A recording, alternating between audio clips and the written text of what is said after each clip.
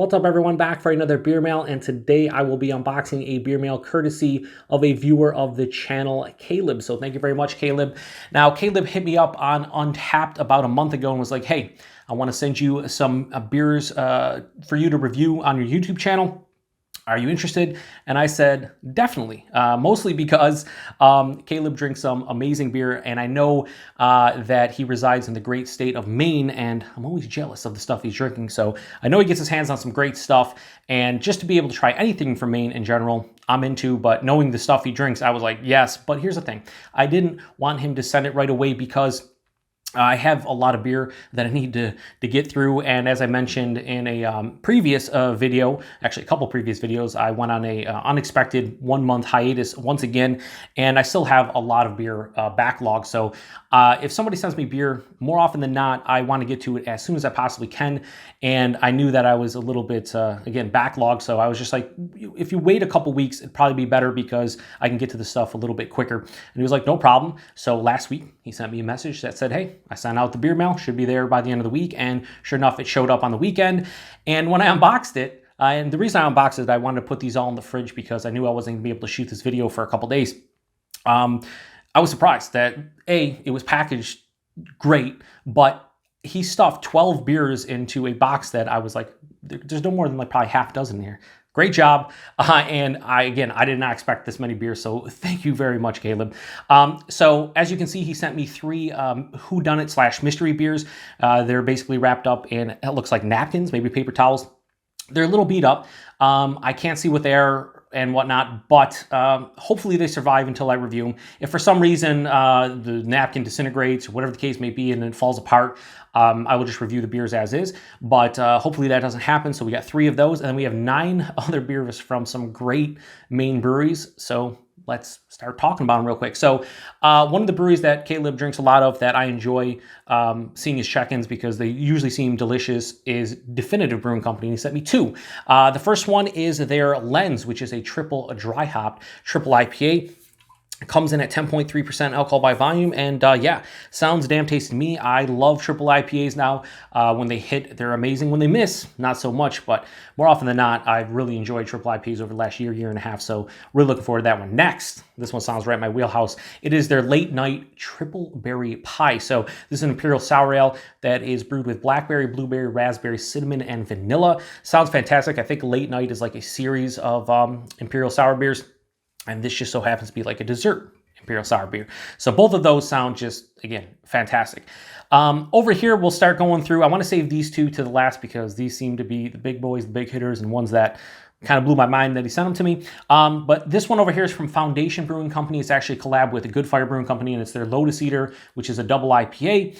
Both of these breweries, obviously, out of Maine. For the grist, they're using Pilsner, Oats, and Golden Promise, and for the hops, Lotus, Azaka, and Ella. So, yeah, very cool collaboration between 2 Maine breweries. Can't wait to get in that one. Next is from a brewery I've never heard of, and that's their Foul Mouth Brewery. Kind of like my reviews, Foul Mouth. And this is their Yuzu Kosho, or Koso? Was it Kosho or Koso? I don't know. But Yuzu Kosho will say Goza, which is a kettle-soured Goza that uses, says, from Yuzu Kosho, which is a traditional Japanese seasoning made from yuzu peel, chili peppers, and salt. Man, I've never actually heard about it, but it sounds pretty fantastic. Yeah, so 4%. Could be super crushable. That might be the most interesting beer of all of these that he sent my way. Yeah, I can't wait to get in that one. Next is the aforementioned Good Fire. 2 beers that sound quite fantastic. This one is their Never Nude Squared, which is a Sabro dry hopped double blackberry fruited sour ale. So it's basically a dry hop sour. This is actually, like I said, does it say the ABV anywhere? Do not see the ABV anywhere, but they had a Never Nude, just like regular one, and I think it was mango and something else, but I love blackberries. Sabro hop, one of my favorite hops at this point, so this sounds right in my wheelhouse. And then the next one does as well, and it's because it's from Good Fire again, and it's their coconut cream. Where does it say? Okay, so it says Imperial Stout brewed with coconut and cacao nibs along with lactose. Yeah, that sounds absolutely amazing to me, and I love the label here.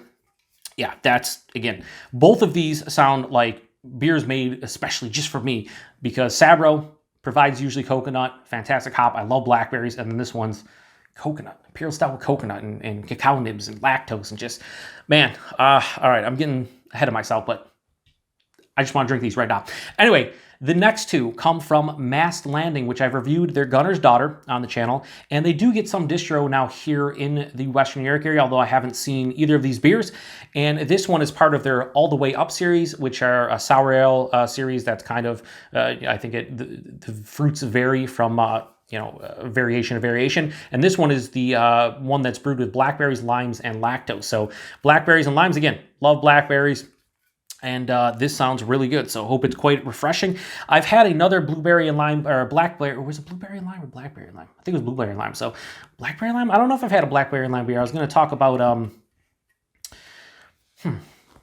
yeah, no, I don't think I've had a blackberry and lime. I think it's blueberry and lime, but I could be mistaken. I don't know. What's going on? I don't know. Anyway, final two beers.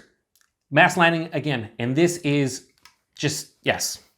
This is Bourbon Barrel Aged Imperial Gunner's Daughter. So it's an Imperial Milk Stout aged 11 months in bourbon whiskey barrels. So this is their Imperial version of Gunner's Daughter. Again, I reviewed the base Gunner's Daughter on my channel. I love it for like a low ABV adjunct pastry stout type of beer. One of the best I've ever had. I've never had the base Imperial Gunner's Daughter. So the Bourbon Barrel Aged Imperial Gunner's Daughter, this, yeah, I want to drink this, I want to review it, and I want it to be delicious because I love the regular, and I just imagine that the Bourbon Barrel Aged Imperial version is just going to be kind of mind-blowing, and yeah, I can't wait to get into it. So thank you very much, Caleb, not only for all these beers, but especially these last two, just so cool. And that's because this Bissell Brothers beer is called Angels with Filthy Souls, and this is the 2019 vintage. It is a blended barrel-aged maple porter, 12.4% alcohol by volume.